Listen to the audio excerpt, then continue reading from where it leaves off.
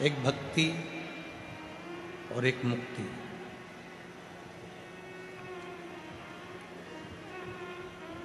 दो शब्द हैं। सीधे यदि मुक्ति को ढूंढोगे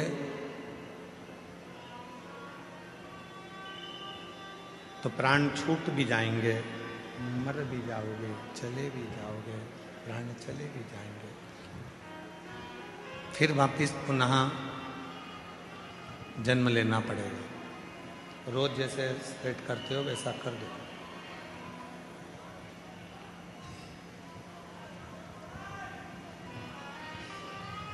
सीधे मुक्त होना, प्राण चले गए, शरीर चला गया, फिर वापिस जन्म लिया और जन्म लेकर फिर इस संसार सागर में आ गए।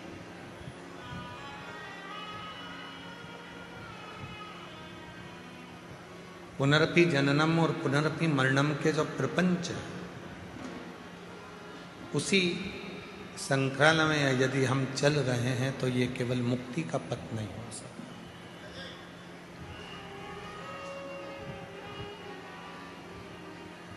शिव महापुराण की कथा कहती है,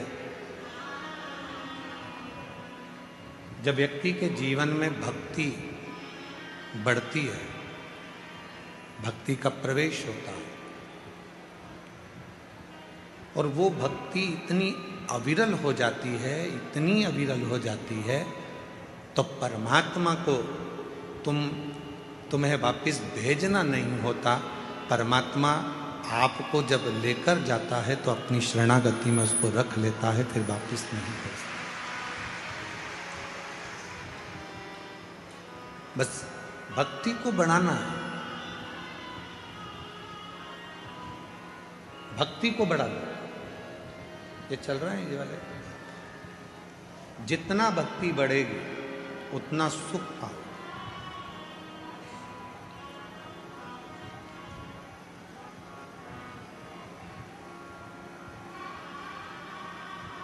मकान लोन पर मिल सकता है, जमीन लोन पर मिल सकती है, गाड़ी लोन पर मिल सकती है, फ्रिज लोन पर मिल सकता है, वॉशिंग मशीन भी लोन पर मिल सकती है, सोना और चांदी भी लोन पर मिल सकता है।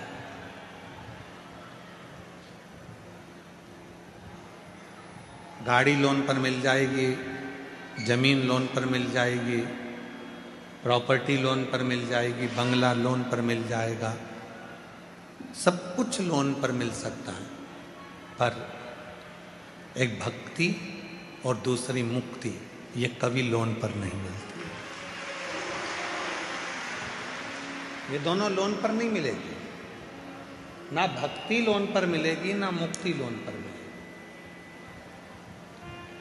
दोनों में लोन नहीं मिल सकता। अपने को खुद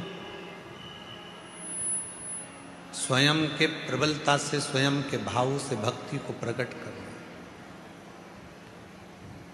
और मैंने तेरे ही भरोसे बाबा, तेरे ही भरोसे हवा बिच उड़ती जावांगी बाबा, डोर हर तो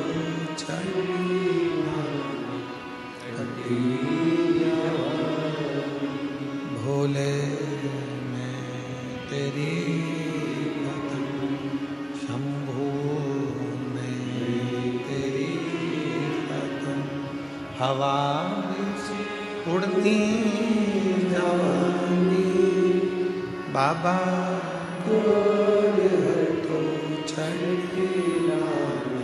कटी। एक भक्ति दूसरी मुक्ति, ये कभी लोन पर नहीं मिलती, कभी लोन पर नहीं मिलेगी। आपको स्वयं धारण करना होगा, आपको स्वयं अपने भीतर उतारना होगा। और इतनी शिव की भक्ति कर लो, इतनी शिव की भक्ति कर लो कि मुक्ति मांगना ही नहीं पड़े और परमात्मा मुक्त कर, इतनी भक्ति।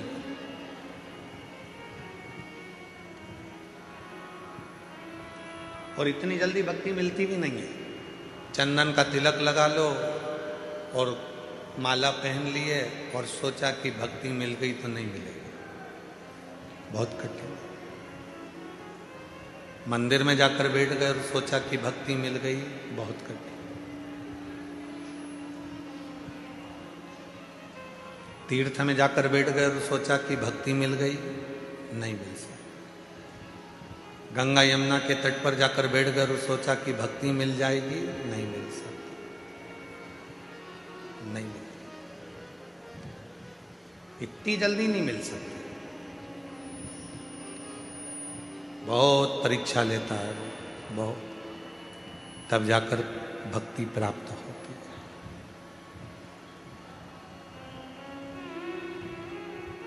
मेरी माताओं, मेरी जीजियों, मेरे जीजाओं, मेरी बेटियों, मेरे बेटाओं, मेरे बुजुर्ग माँ बाप, माता पिता, आपसे एक बात पूछें, जितनी भी मेरी माताएं बैठी हैं, मेरी जीजियाँ बैठी हैं, जीजाओं से तो इस प्रश्न को हम नहीं कर सकते, क्योंकि हो सकता है कोई कोई जीजा इसका उत्तर भी दे सकते हैं, पर प्रश्न है मेरी जीजियों से।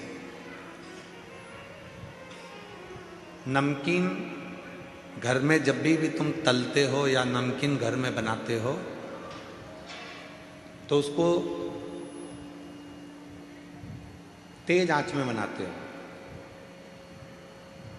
गैस की आंच कैसी रखते हो? तेज। अग्नि कैसी रखते हो? तेज। और जब मीठा कुछ बनाते हो तो गुलाब जामुन बना रहे हो, हलवा सेकना है, सीरा बनाना है, मीठी थुली बनाना है, खीर बनाना है, कोई मीठी चीज, कोई पुआ बनाना है, गुजिया बनाना है, मीठा मक्खन पारा बनाना है, मक्खन बड़ा बनाना है, मैसूर पाक बनाना है, घेवर बनाना है, मीठा बनाना है। तो मेरी जीजियाँ सब जानती हैं कि मीठा बनाने के लिए आँच को, अग्नि को थोड़ा धीमा रखा जाता है। बोलो सही है कि गलत है? नमकीन बनाना है तो आँच को तेज करना पड़ेगा, और नमकीन बनाना है तो आँच को तेज कर कर तला निकाला।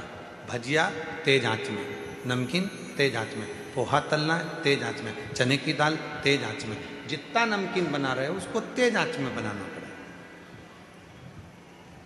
पर मीठा, गुलाब जामुन, मक्खन पाड़ा, मैसूर पाक, बेसन चक्की, हलवा, सीरा, खीर, जो भी बनाना है उसको धीमी आंच में बनाना पड़ेगा, धीमी आंच।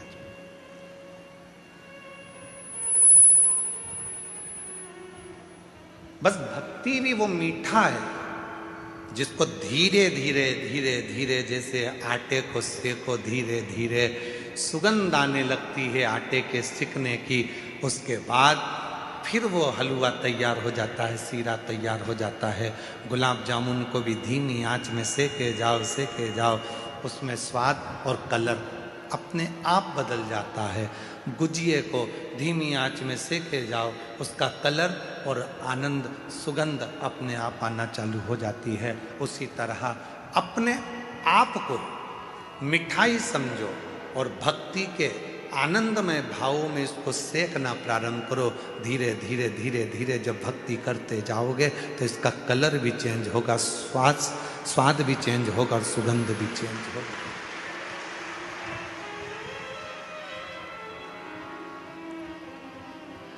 ये चेंज होगा।